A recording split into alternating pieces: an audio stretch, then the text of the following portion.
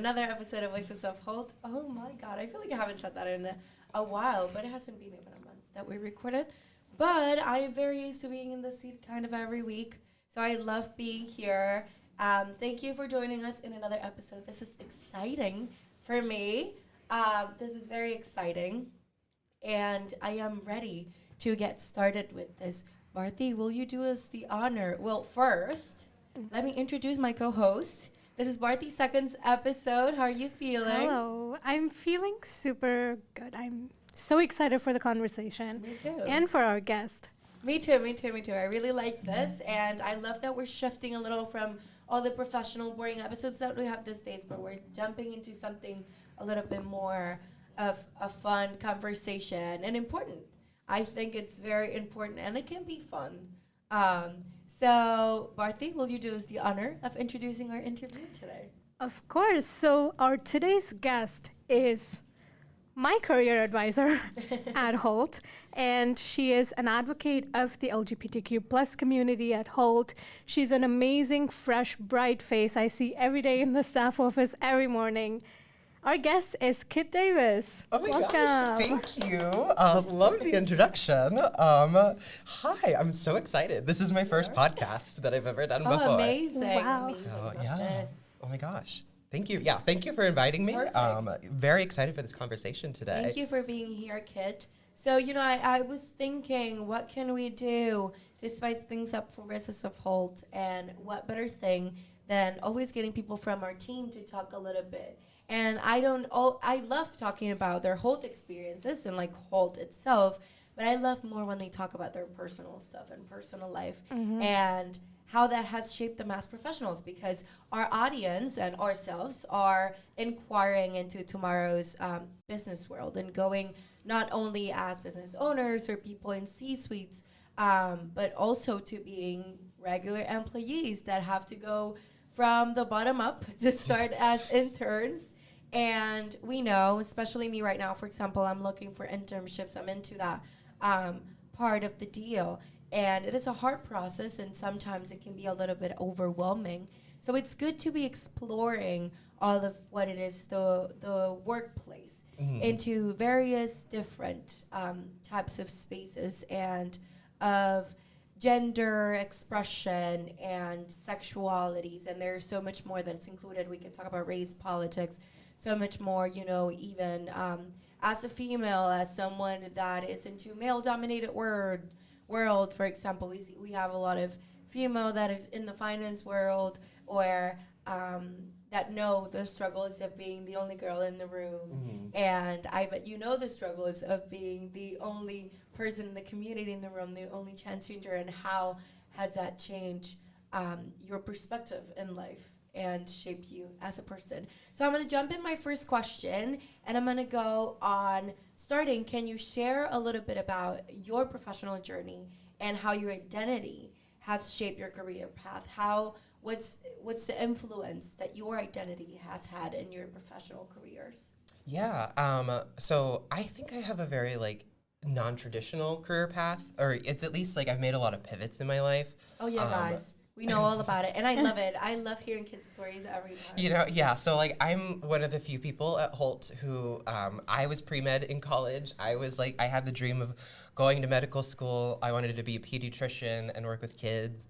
And then I eventually was in the classes, and I was at school, and just really quickly realized oh, I love medicine, I love science, I love children, I love helping people, but going to medical school and being a doctor is not the way that I need to go about doing that. And so I was planning on, I really wanted to get my PhD. I studied anthropology in college. I was what I graduated with and everything. And I was I'll become a professor. I want to work at a college and everything. I want to teach. I want to do research.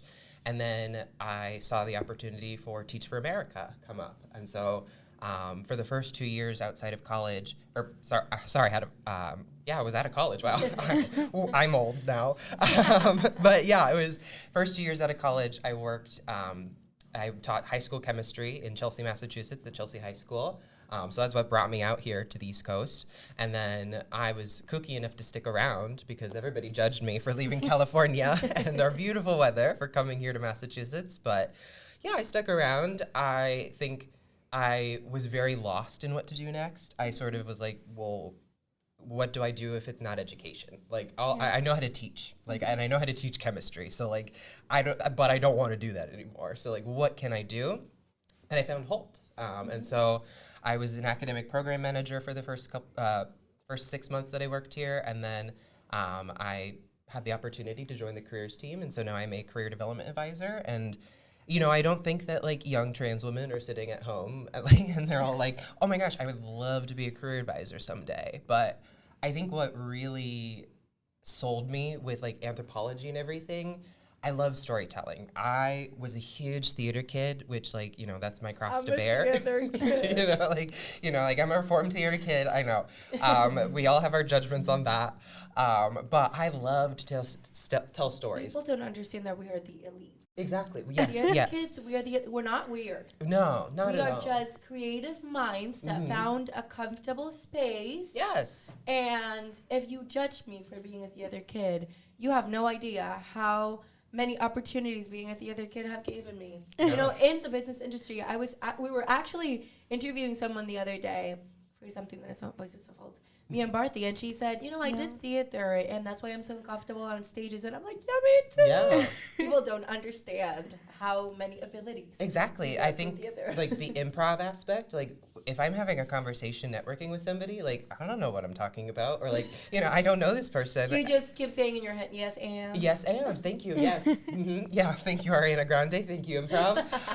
But no, yeah, it's really just like a lot of the confidence that I gained was just from like being silly goofy on stage and kind of like losing your inhibitions and feeling like, oh, people are judging me. And I think as a young queer person, I was just bullied a lot in general. And I kind of hit a point where I was like, well, I'm still going to live my life. And this is something that I can't change about myself necessarily.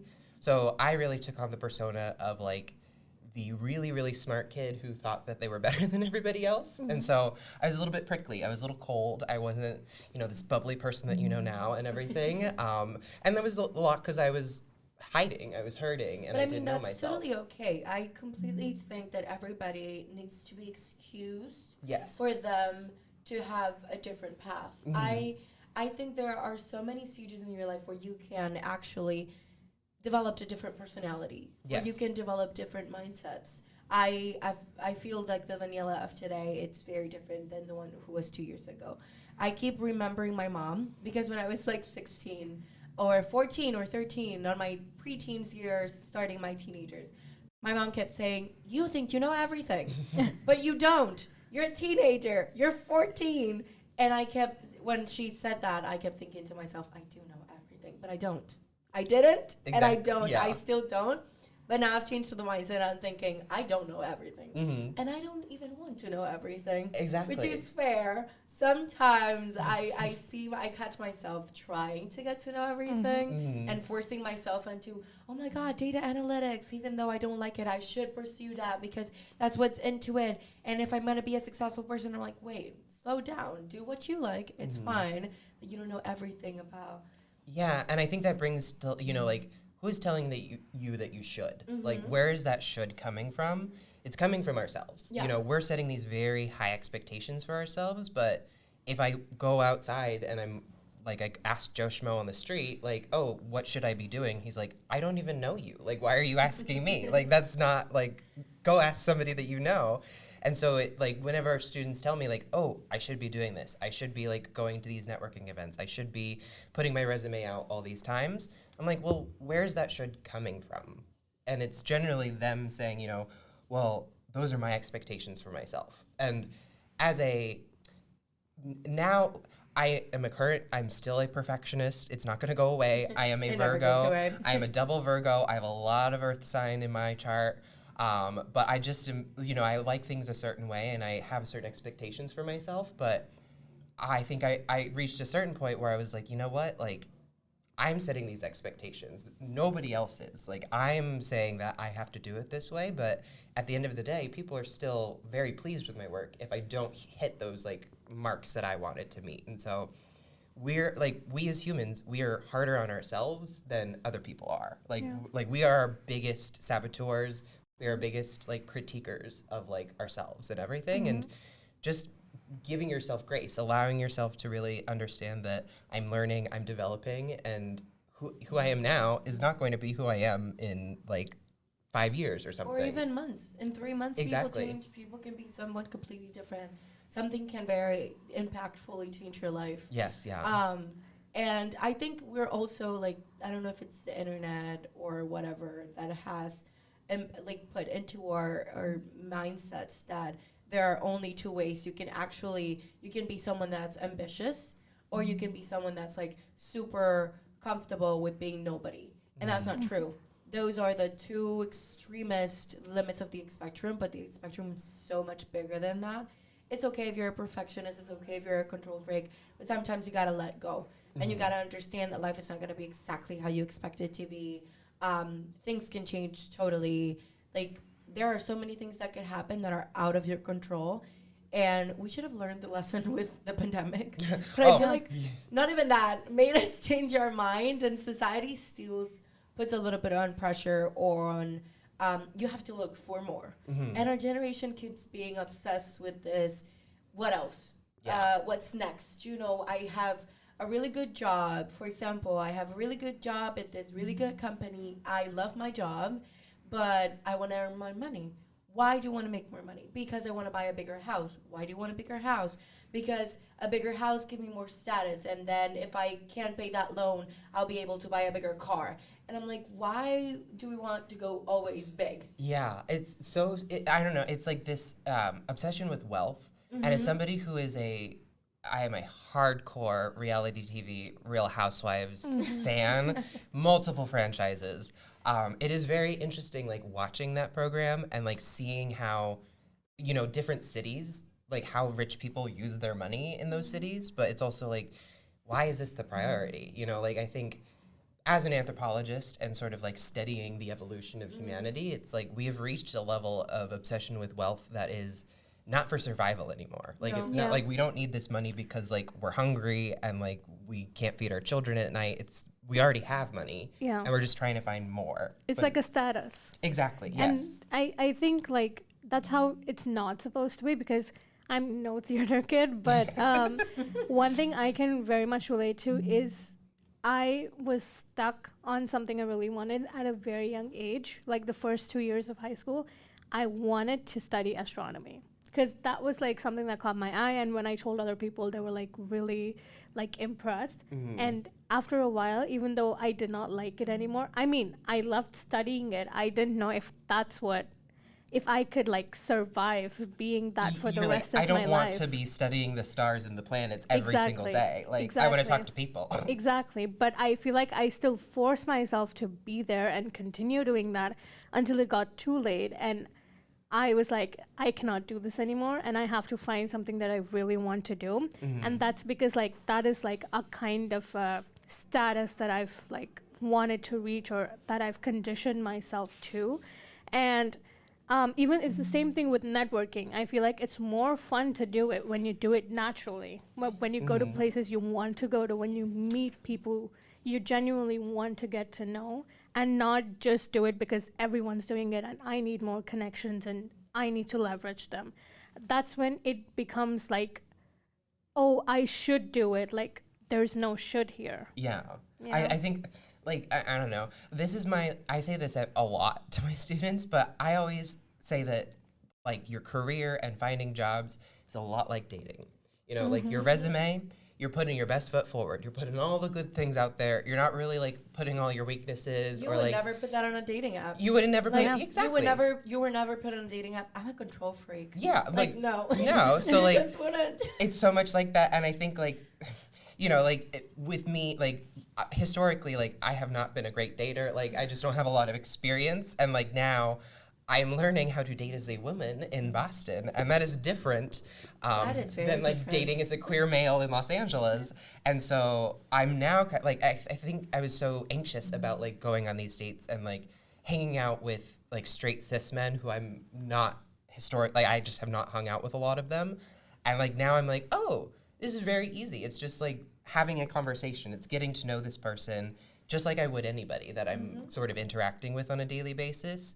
And it's just like the context is different and everything. And so it really is all a lot about like, oh, am I having fun? Like, I feel like that's the magic of dating. Yeah. I Yeah. am a woman in a very happy relationship. And I always say the same thing. I always say to my boyfriend, we are friends before we're we're romantic partners. Yeah. And that for me is the key. My parents have been married for 30 years and they've been dating for like 34. Yeah. And all that I've seen is that my mom and my dad are best friends. Like they cannot get enough of each other after 30 years. Yeah. And that also means that the same struggles that you have with your best friend. Sometimes you're like, great, do that. So it's like, what are you doing with your life? Are you crazy? Like, hello, Yeah. get together. Sometimes you have to say things that are hurtful, and it's because you have to tell them the truth. Yeah. And it's because you love them. It's not because like you're trying to harm them in any way. It's like I'm telling you the truth because I love you. And if I actually were to lie to you, that would be more harmful than me saying this thing that is maybe doesn't sound great at first, but like yeah. And I think like any relationship, whether it is romantic, platonic, they evolve.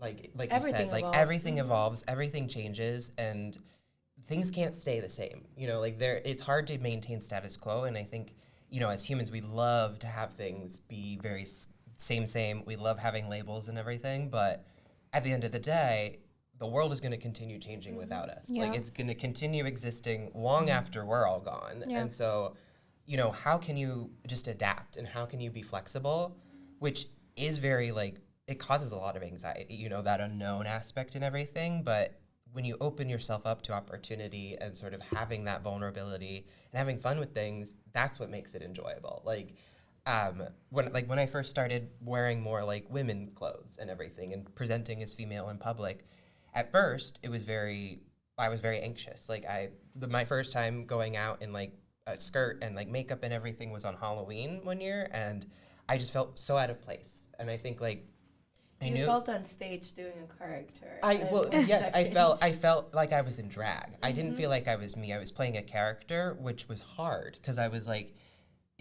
I don't want to have this artifice to me. Like I want to be natural. I want to be myself. And I found that now, I'm wearing makeup today and like I love it. I don't feel like I look in the mirror and I'm like, "Oh, you're painting like a clown or something." It's like, "Oh no, like it's part of femininity that I'm able to engage with, and I'm not feeling like I don't belong there anymore." And so, yeah, we've talked about like 3 years ago we're different. 3 years ago I was very different. Like it was April of 2022. I started hormones, and since then, I've had a lot of different iterations of Kitt and everything. And I started Hult as Kitt. That was the first time that I had. I really was coming out as trans, and I really wanted to kind of make that process go forward. I'd already feel like, I was like, oh, I feel non-binary, like that, like I'm in that zone, like I do feel not cis and everything, but it wasn't like then that summer I was like, oh God, like I'm trans, I want to, like I'm ready to transition. And then it was like 2 days before I started my job here where I was like, all right, well, we need to choose a new name. Like, we can't just keep going with the old one. You want to change it, and so let's choose it. And so I chose Kitt, and like I love it. Like I think names, they suit the person that they have. I think like it's like you see them, you meet them, and you're like, oh, that is you, and everything. And it's hard sometimes because I kind of see my past self as a different person, and like I'll kind of refer to him as like another person, but I do also recognize that he is part of me, and like he is very important to my development at like what let me hear and everything. And so while it feels completely foreign to me at this point, this many years into my transition, there is still that element inside of me who like was growing up and is that person and stuff. I've just grown and I've changed and everything. And so that's the part that I'm proud about. I've been able to move past those moments where I didn't feel happy with myself. Yeah, I feel like the I don't know if it's the internet or what is it, but I feel like it makes the mistake of trying to delete the past. Mm-hmm. And that's not only with trans people, it's with any kind of identity. You see that if there's like an actor that was super like known in between the ladies, the bartender, whatever, and then comes out it's gay, it's like, yeah, this new identity is a new person. And not necessarily, yeah, it can be a new person because you're developing something that you've never developed before. You're actually being yourself for the first time out there, but you don't have to delete what happened. Exactly. You just have to make it part of your past. Like I make part of my past that I wanted to go to law school, that you wanted to study astronomy. That's totally fair. In the past life, you wanted to be pre-med. Yeah. And that's part of what shaped you into being today. Yeah. And we don't have to delete anything from our past. No. Which I think this is very funny because when I first started transitioning, Reddit is my source of information for a lot of different things. America, let me tell you right now, and I know this is a global podcast, but don't listen to Reddit for everything. Yes, please. But when it comes to trans issues, and like this is something that my doctor taught me, this word, it's called anecdata. So it's like anecdotal, but it's data. It's like this anecdotal data. And so like, it's basically just people talking on the internet and like saying like, oh, well, this is what I experienced. Or like, I started hormones or I started this treatment and I felt this way. And so it kind of gives you a community and a space where you can learn and be like, oh, I'm not feeling alone or I'm not feeling crazy about this thing. But I don't post on Reddit, but I made one post where I asked people and I was just like, what is your opinion on like keeping your pre-transition photos on like your social media platforms and everything? And at the time I was like, I don't want to erase that person. I do want to keep like him there and stuff, and I do want to recognize, but I think for me it came to a point in my transition where I was like, I actually like don't relate to that person anymore. Like that's just not me and stuff. And I think also like when people talk about like, oh, like you came out and like with like say like a male celebrity comes out as gay and then somebody comments like, oh, well, like, he's so much different now that, like, he's come out. Like, beforehand, he was, like, upstanding. He was a good American, like, all these things. But, like, that's my conservative impression. But, like, it is, like, he hasn't changed himself as a person. He's just living his true life. Like, he's able to be open now. Like, he's not hiding behind a mask and everything. And so that is why you're noticing a difference. And I think that's the beauty of it is, you stick to your core. You still have your values. You still know what you stand for and why you are on this earth, like your purpose. But you wanting to be your real self and not really like hiding behind, okay, like this is what everyone does. It's okay. Like I can just keep going on. Like you have one life and I just don't think that's a way to live, And believe me, we're not saying that it's easy. At least for me, I think it's really hard. Yeah. I feel like as a perfectionist, you probably feel a little identify with myself, is that I grew up as someone in obesity, and that I never got bullied. Most people, I was one of the lucky ones. Most people actually go through that hard part of being obese, especially like as children, and being bullied by someone else. I was very loved. I've always been very loved, had amazing friends, still have. But I was my worst enemy. I was the one who looked at themselves in the mirror, and I was the one who kept saying to myself, you're not enough, this looks horrible on you, blah, blah, blah, blah. And that's even like, that's damaging to yourself. But it's, again, I felt like I spent so much time of my teen years and of my child years of being what I thought someone else wanted to see. Yes. Not necessarily me, because now that I've lost a lot of weight in the past 3 years, almost 4. Oh my God, time passes fast. Almost 4 years. I don't feel like a different person. I'm not a different person. I'm still the same Daniela. I don't feel like I've gained friends because I've lost weight. I don't feel anything in my life is not completely different just because of that minor change in the way I look. Yeah. Because that's it. It was the way I looked. It was not beyond that. There's nothing else that changed in me. And I felt the same kind of identity crisis at the time of, is this me? I didn't feel connected to those pictures anymore. Yeah. I felt like the person in that picture was not me. And again, it's not such a major change, like I'm changing my gender identity, but I still, because, but it's just, you sometimes you can lose connection with You lose your sense of self. Like, Exactly. you lose your relationship with yourself, and like myself in high school and in college, like if you looked up self-hatred in the dictionary, you'd see my picture smiling right back at you. Like, I did not have self-love. Like, that was not something that I felt I was capable of doing. And now I'm like, oh, I love myself. And it's not from like a place of like, oh, I'm amazing, I'm fabulous. It's like, oh no, like I have I can look in the mirror and be like, oh, I like the way I look, like, or like I have great friends that, you know, are my community and everything. And so, like, if you asked me 3 years ago how I felt about myself, you would hear me being like, oh, well, you know, I am a garbage bag full of mayonnaise, right? Like, you know, like you can tell that about me. That was the kind of like negative self-talk that I had. Like, that was where I was at.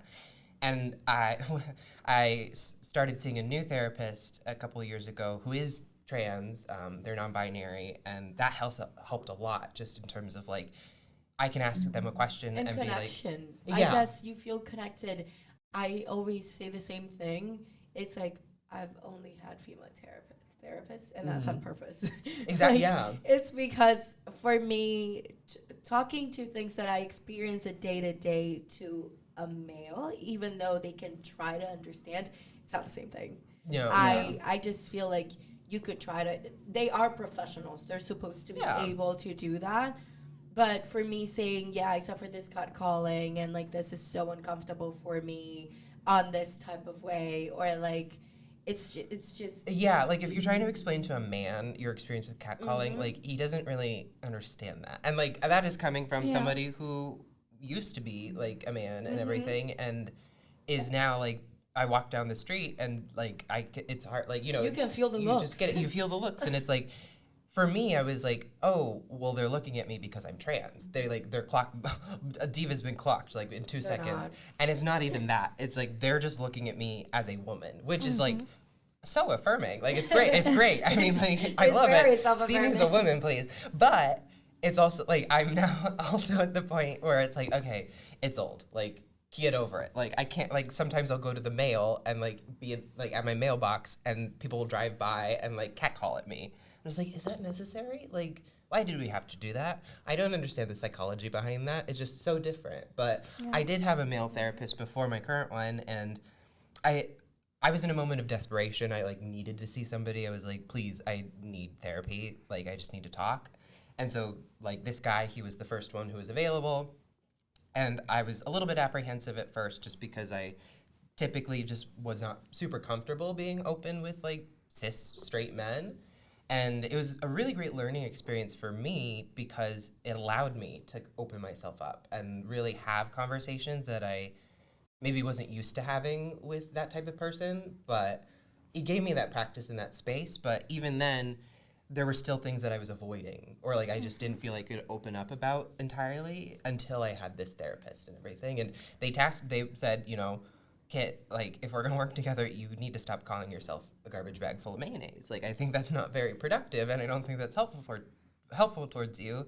And I put that into practice and in my mind, and I stopped. And then it was like, it took time still, but my sense of body positivity and my sense of self just started to increase. It just like went up, and I was like, for the first time ever, I was like, oh wow, like I am cool, or like I am like not to be shallow, but like I do find myself pretty or something. Like, you know, like I can wear this top and like I feel good in it and stuff. And a lot of these things are also, I've realized, like those are just women's struggles. Like, it's like, I think I felt so alone in feeling like these insecurities, like of things. And it's like, well, all women deal with that. It's like all women are like worried that their boobs look asymmetrical or something. And to a point, I thought, I don't know, I've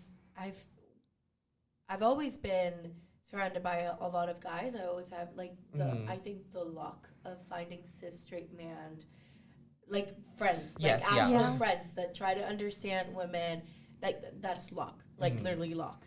And I've had the experience of, because men, I feel like in general, they're instructed by society to not talk about things. Oh, 100%. And we are more encouraged to, at least between ourselves, Yeah. to like talk to each other. Women, like societally, there's like that like nurturing aspect. There's like the touchy-feely emotional side, the motherly side, and I feel everything. like those self-image struggles are very women, like we see that they're only like women, you know, like we are the ones who experience it the most.